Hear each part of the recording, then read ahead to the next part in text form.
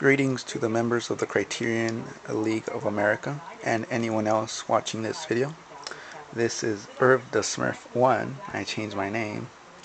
And this is my part 2 video of my Criterion collection.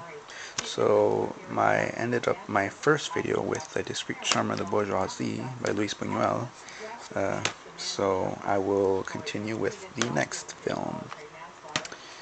Next we have Stanley Kubrick's Spartacus, 2-disc edition. This is a great film, very great film. I saw this in 7th grade and I really fell in love with it after I seen it. Spine number 105, by the way. I always forget to do that. Definitely Kirk Douglas is great in his role as Spartacus. But yeah, I don't think I need to say any more about this because I'm pretty sure any Stanley Kubrick fan or just any Kirk Douglas or any Roman gladiator fanatic has already seen this. So there, we'll just go on to the next film, shall we? Next is Neil Jordan's Mona Lisa, spine number 107. This stars Bob Hoskins, who also did Who Framed Roger Rabbit. And after having seen Who Framed Roger Rabbit, I became interested in Bob Hoskins' work because I thought he was brilliant in Who Framed Roger Rabbit.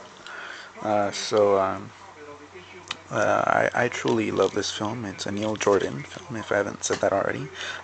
He also did The Crying Game, which is his greatest, the one that he's most well known for. But this one came before, and Bob Hoskins has an Academy Award nominated performance in this film, and I mean, he just does a great job. Definitely you need to see Mona Lisa because it's a great film. I really enjoyed this film a lot, and I've only seen it twice. I know I saw this back when I was younger, back when I definitely shouldn't have been watching this film.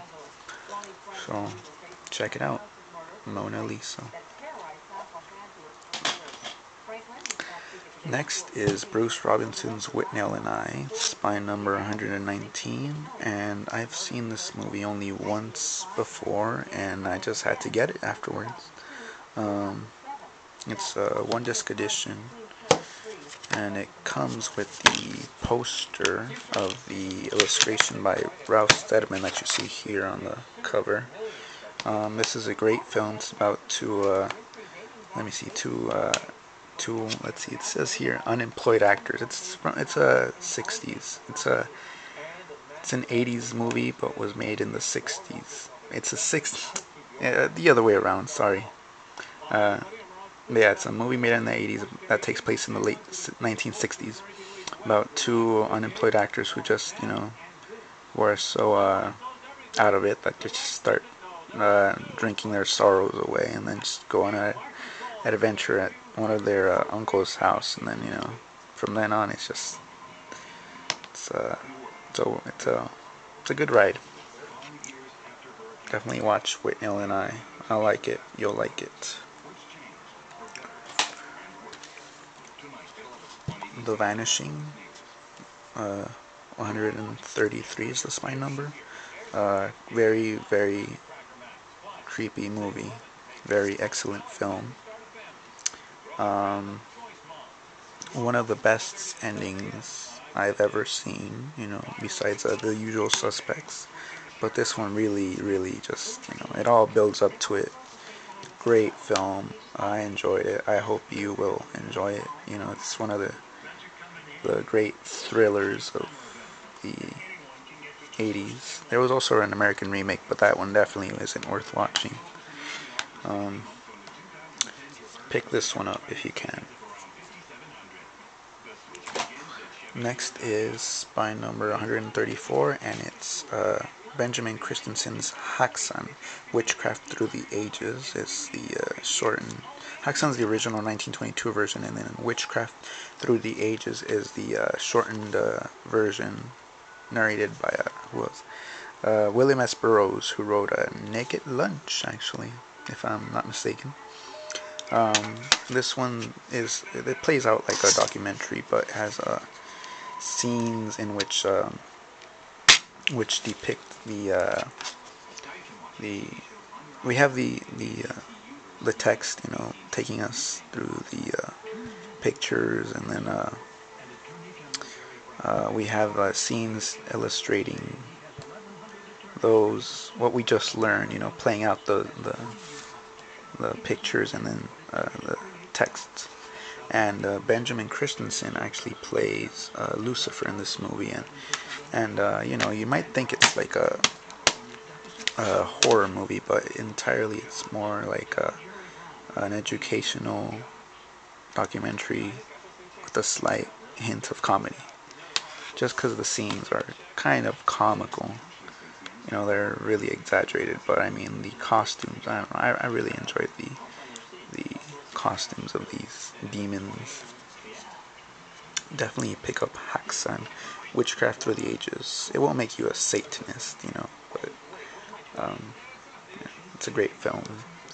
It's part of the Criterion collection, so you have to get it. Next is Federico Fellini's 8.5, spine number 140. I'm pretty sure if you like film, you've watched this movie, so I don't really need to say much about it, other than it's 8.5, one of Federico Fellini's masterpieces.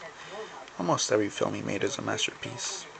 Definitely enjoy this. This is probably my favorite Fellini film at the moment.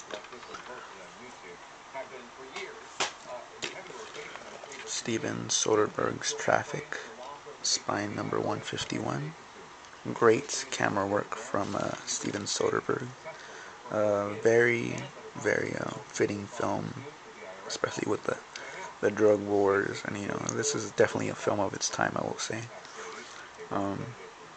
Definitely one that needs to be checked out. I say definitely too much, sorry. It's the only word that comes to mind.